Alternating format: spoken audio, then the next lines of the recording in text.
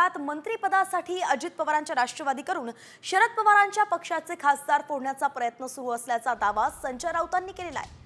हे मंत्रिपद प्रफुल्ल पटेलांना मिळणार आहे असंही त्यांनी म्हटलंय। दुसरीकडे संपर्कात असलेल्या ठाकरे गटाच्या आमदार खासदारांची नावं जाहीर करा असं आव्हान सुद्धा त्यांनी शिंदे गटाला दिलंय।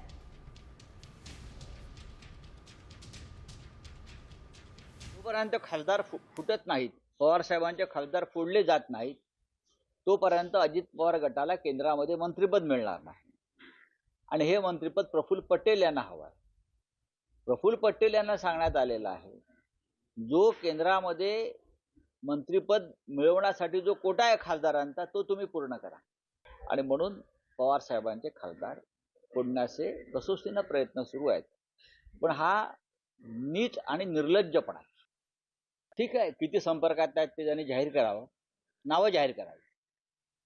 आमचाही संपर्क आहे त्यांच्या गटाशी असं आम्ही बोललो तर, पण मी बोलणार नाही। आज त्यांच्याकडे सत्ता आहे, आज दिल्लीमध्ये राक्षस बसलेले आहेत, त्यांच्याकडे ईडी, सीबीआय आणि पैसा आहे। त्या भीतीपोटी ही फोडाफोडी सुरू आहे।